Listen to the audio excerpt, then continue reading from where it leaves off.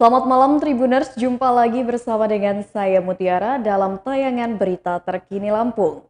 Kami akan menyajikan informasi menarik dan terkini untuk Anda dari berbagai daerah di Provinsi Lampung. Dan inilah berita terkini selengkapnya. Pemprov Lampung akan gelar pasar murah selama Ramadan. Pemerintah Provinsi Lampung akan menggelar pasar murah selama Ramadan 2022. 10.000 paket sembako sudah disiapkan untuk meramaikan pasar murah ini. Warga hanya menebus setengah harga dan sudah mendapatkan 5 jenis bahan pokok. Kegiatan pasar murah ini akan dimulai di Lampung Tengah. Hal tersebut disampaikan oleh Kadis Perindak Provinsi Lampung Elvira Umi Hani kepada Tribun Lampung pada Jumat 25 Maret 2022. Dikatakannya hari pertama pasar murah dilakukan di Lampung Tengah.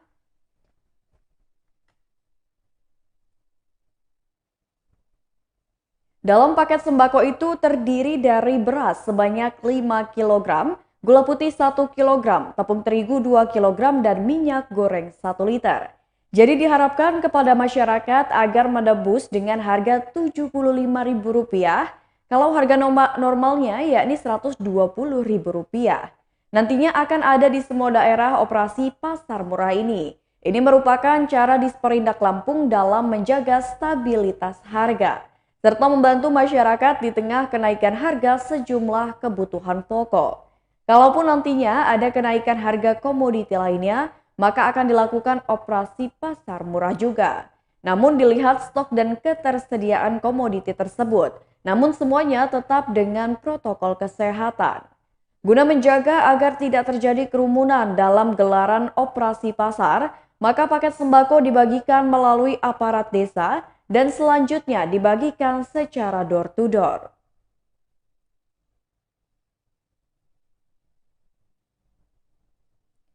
Berita selanjutnya, seorang anak berusia 6 tahun di Lampung Timur jadi korban tabrak lari. Pelaku pengendara mobil Fortuner yang kabur setelah menabrak bocah berusia 6 tahun di Lampung Timur akhirnya tertangkap warga dan sempat diamuk massa.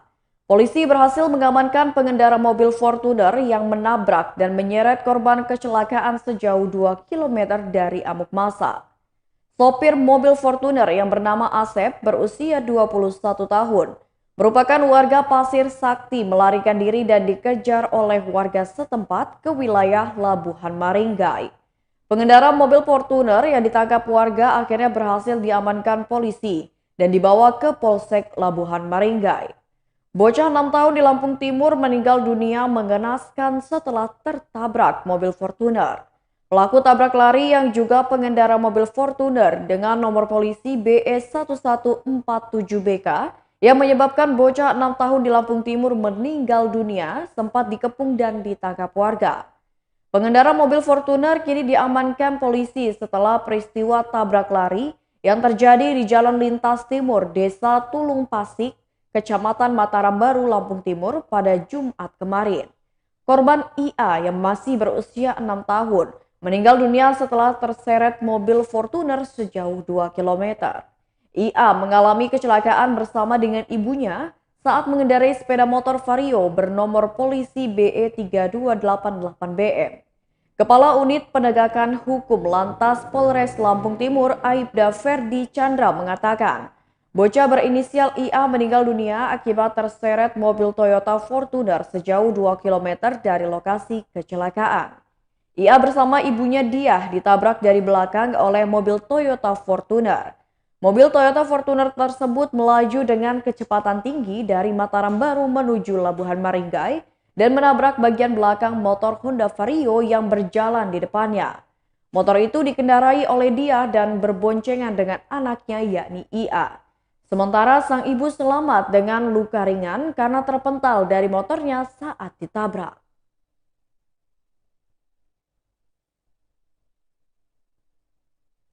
Berita selanjutnya, kios sembako di Pasar Bandar Lampung terbakar.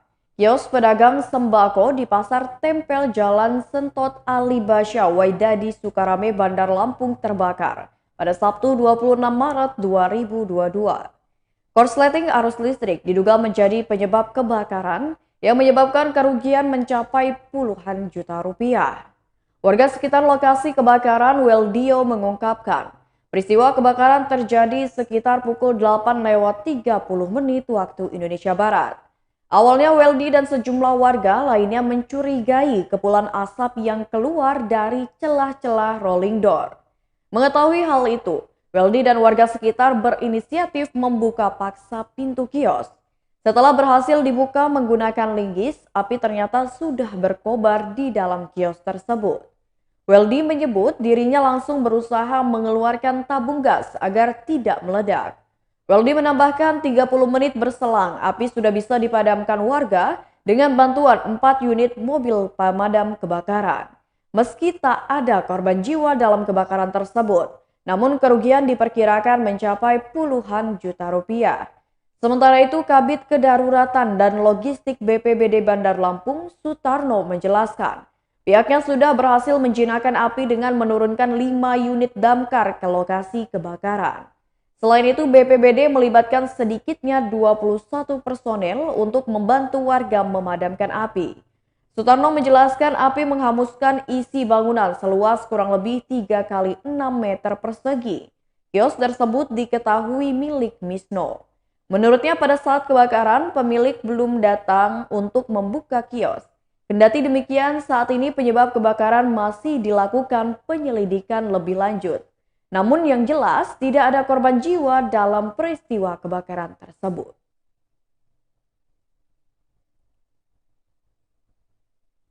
Berita selanjutnya, diduga jadi korban begal, seorang guru ngaji ditemukan meninggal dunia. Naas, nasib seorang guru ngaji di Waikanan meninggal secara mengenaskan. Guru ngaji yang bernama Jaseni berusia 60 tahun, warga Pisang Indah, Kecamatan Bumi Agung, Waikanan ini ditemukan meninggal di tengah jalan. Jaseni diduga jadi korban begal saat akan menjemput anaknya di pondok pesantren. Pasalnya motor yang digunakan setiap hari raib tak membekas di lokasi kejadian. Sebagaimana diketahui, aksi pencurian motor disertai kekerasan atau dikenal begal terjadi di Kabupaten Waikanan. Kasat Reskrim Polres Waikanan AKP Andre Triputra membenarkan kejadian tersebut dan mengatakan saat ini pihaknya sedang meluncur ke tempat kejadian perkara. Ia mengatakan korbannya bernama Jaseni, warga Pisang Indah, Kecamatan Bumi Agung, Waikanan. Korban saat itu membawa motor Honda Beat. Jaseni ditemukan warga sekitar sudah tidak bernyawa di pinggir jalan. Di sekitar korban juga tidak ada kuda besi miliknya. Di tubuh korban juga ditemukan luka tusuk di 3 tempat. Akibatnya korban meninggal dunia di tempat. Korban mulanya akan menjemput anaknya tadi pagi di salah satu pesantren wilayah setempat. Korban ditemukan warga sekitar pukul 6 waktu Indonesia Barat. Sukri, kepala Kampung Pisang Indah menerangkan bahwa korban dikenal sebagai seorang guru ngaji. Setiap pagi ia memiliki rutinitas untuk menjemput anaknya yang mondok di Kampung Pisang Baru.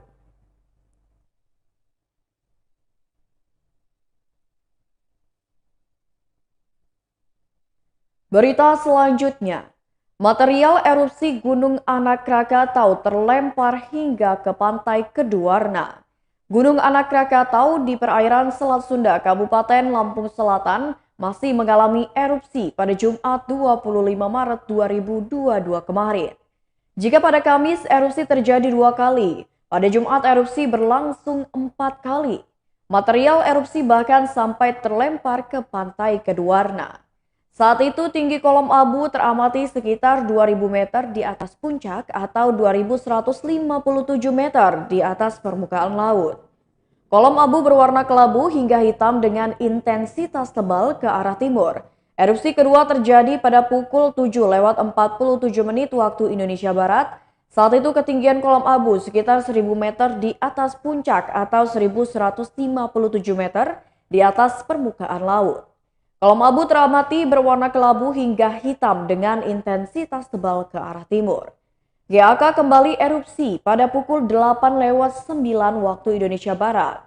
Lalu tinggi kolom abu teramati sekitar 1.500 meter di atas puncak atau 1.657 meter di atas permukaan laut. Erupsi ini terekam di seismograf dengan amplitudo maksimum 60 mm dan durasi 122 detik. Terakhir pada pukul 9:55 waktu Indonesia Barat. Saat itu GAK mengalami erupsi dengan tinggi kolom abu teramati sekitar 1.500 meter di atas puncak. Sehari sebelumnya atau pada Kamis, GAK erupsi 2 kali. Kepala Pos Pantau Gunung Anak Krakatau Andi Suwardi membenarkan pada Jumat telah terjadi erupsi sebanyak 4 kali. Namun erupsi tersebut tidak berdampak tsunami. Meski begitu, ia meminta masyarakat, nelayan, dan wisatawan tidak mendekati kawah dalam radius 2 km. Status GAK saat ini masih level 2 atau waspada.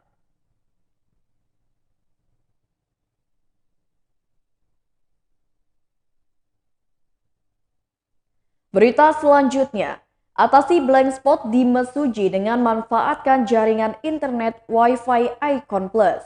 Pemerintah Kabupaten Mesuji untuk saat ini memiliki PR besar terkait mengatasi area blank spot di Kabupaten Mesuji. Mengingat masih banyaknya wilayah di Kabupaten Mesuji yang susah sinyal. Kepala Bidang Pengelolaan Informasi dan Komunikasi Publik Dinas Komunikasi dan Informatika Mesuji, Hendra Setiawan mengatakan, untuk mengatasi permasalahan tersebut, pihaknya telah menyiapkan solusi alternatif.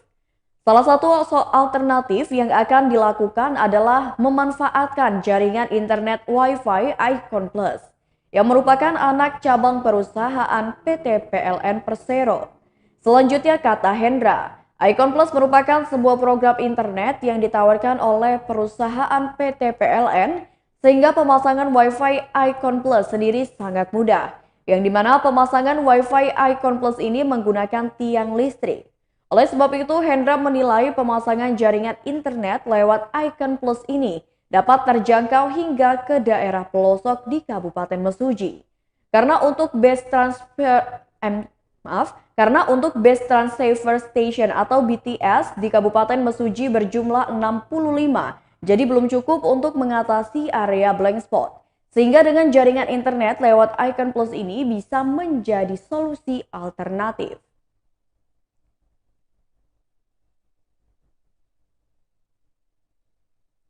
Baiklah Tribuners, itulah berita terkini Lampung bersama dengan saya Mutiara. Selamat malam dan sampai jumpa.